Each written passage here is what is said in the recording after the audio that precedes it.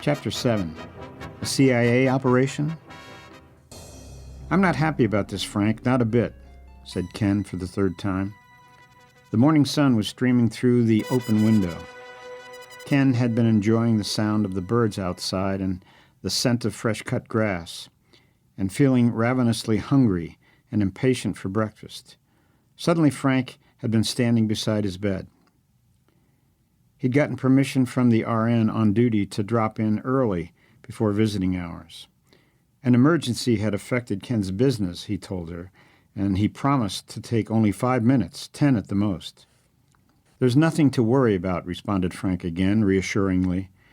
He pulled over a chair next to the bed and sat down. "I told you Del Sasso's a Jesuit, a priest. And, they're trained to keep secrets. I trust him completely. That's not what I'm worried about. I want that research stopped, at least for now. It's dangerous. Look at what happened to me." "You had an accident, Ken, that's all. It could have happened to anyone. Maybe you fell asleep." "I don't fall asleep at the wheel, and certainly not at 5 in the afternoon." "Come on, Frank, do you know what the witnesses said about my driving?" "I haven't heard. I was driving like a maniac. I don't do that. I don't take chances on blind curves, drive on the wrong side of the road. There's a connection, but I can't prove it because I don't have any memory of what happened. What state of mind was I in when I left that lab that day?"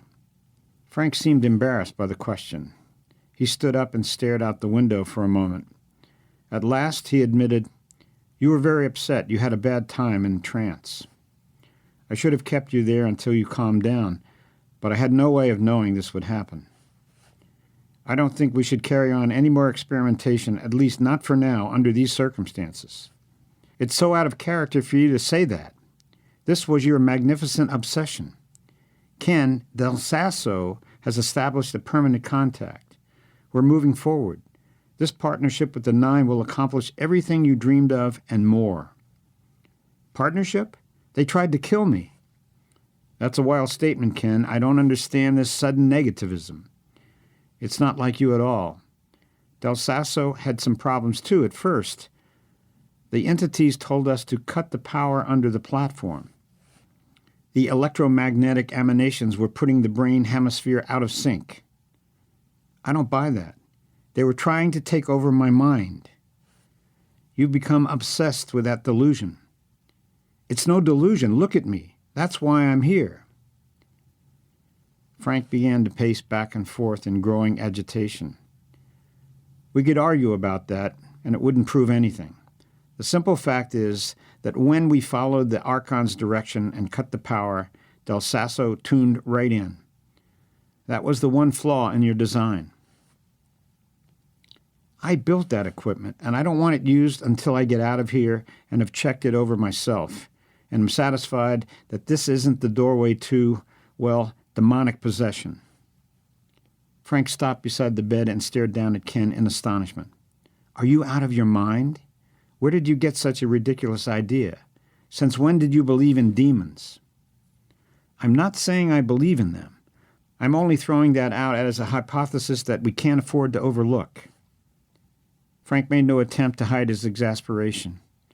"You keep talking like that, Ken, and I'll have to put you in a psychiatric hospital for treatment. You sound like you've got some wires crossed and jumped the track." Ken thought to himself as their eyes met, and what Ken saw frightened him. "I think you just might do it." The thought was terrifying.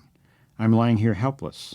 I never knew how vulnerable a person could be, completely at the mercy of the shrinks who set the criteria for sanity in society." Frank's voice brought him back from theoretical possibilities to present reality. "Look, Ken, we have to come to an understanding. You had one goal in mind, but from the very beginning I've seen a different potential. This research is absolutely vital to the defense of the Western world. Stopping it would be an act of sabotage, treason against our country. If the Russians get this power first..." "You're paranoid about the Russians. The Cold War ended years ago. Maybe the Nine you've joined in partnership with are the ones you ought to be worried about." Again Ken thought, shall I give it to him? Will it just give him more reason to say I'm insane? After a long silence, Ken pointed to the bedside table. There's a video cassette in that drawer. I'd like you to watch it and tell me what you think. I'm sorry, Dr. Layton. You have to leave now. I've given you 11 minutes. The patient is exhausted. Layton wondered how long the nurse had been standing just behind him and what she'd heard. He opened the drawer in the bedside table and took out the video cassette. Waving the tape as he headed for the door, Ken had already dozed off again. I'm sorry, Miss Bertelli. He's just had lunch and he's taking a much-needed rest. The nurse in charge had seen Carla heading directly toward Ken's room and had hurried over to cut her off. You have to wait in the lounge down the hall until he awakens. I'll call you. But yesterday, Carla protested, they let me go into his room and sit there until he woke up. The nurse's stern expression didn't change. I won't make a sound, pleaded Carla. I want him to get his sleep as much as you do. I can't vouch for what someone let you do yesterday, said the nurse in an antiseptic tone. She seemed as unbending as her stiffly starched uniform. Dr. Inman's visiting schedule had gotten completely out of hand, and we have to restore a semblance of order. The man was practically dead 36 hours ago, you know. This is a hospital, not Grand Central Station. You've really got a grouch on duty today, Carla told Ken when he had awakened and she was finally allowed into his room. She says it's getting to be like Grand Central Station around here. How come everyone else gets in and I have to wait? Who's been here? Only Frank that I know of, and Dr. Elliot, of course. Maybe she's upset because Frank talked her into letting him come in and see me before breakfast. Why was Frank here so early? Was there something that important? Not really. He wanted to tell me what was going on, and I wasn't happy about it. I don't want any more research going on until I get out of here. He made a sort of guarded threat to have me committed to a psycho ward. Carla was furious. That doesn't surprise me. I've gotten some information about Frank that makes me suspect his motives. Did he ever tell you that he'd been with the CIA? No, but there are probably lots of things about him that he's never told me. It must have been a long time ago. He's been at Stanford for nearly 20 years. As I started to tell you yesterday before they threw me out, I've been doing some investigating, said Carla. Just imagine what was going on inside of me, wondering why you were driving on the wrong side of the highway in the path of a logging truck. Frank wouldn't cooperate. He stonewalled me, very politely but very firmly. Protecting secret research is one thing, but it was more than that. He's brought in a psychic to work with my invention. He thinks he's competing with the Russians. I heard him mention the Russians yesterday. That fits perfectly with what I found out. Listen to this. I wasn't going to let Frank sweet-talk me. I had to know what was going on over there with you in the hospital. So, on a hunch, I used some connections and got a listing of the phone calls from your lab during the time you haven't been there. At 4:10 in the afternoon, on the day of your accident, it must have been shortly after you left, he placed a call to Langley, Virginia, and there have been quite a few since. Langley? CIA headquarters? Exactly. So I did some more digging through some of my friends at the Washington Post. I found out that he wasn't just someone with casual ties, an informant perhaps, but a graduate in the mid-50s of the CIA's West Point near Williamsburg. The farm, as they called it, involved covert action training.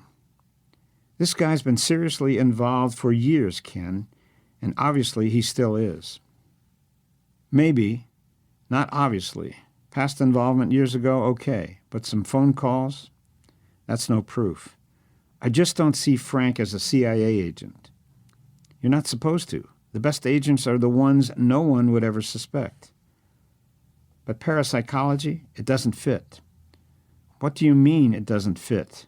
Darling, you know the CIA's interest in psychic research.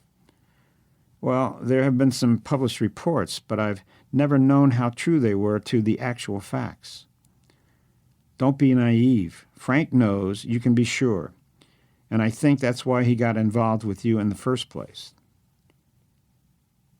He's been teaching at Stanford all this time, protested Ken, and working with me. I've never seen anything, as long as I've known Frank, to indicate he was involved in some clandestine activity on the side.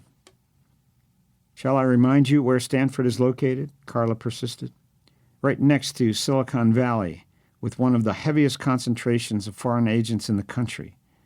I don't think his duties at Stanford would inhibit, or rather they probably enhance, whatever role he's been playing with the CIA. You've been reading too many spy novels, sweetheart, laughed Ken. Even as he said it, however, he remembered wondering why it had been so easy to persuade Frank to join him.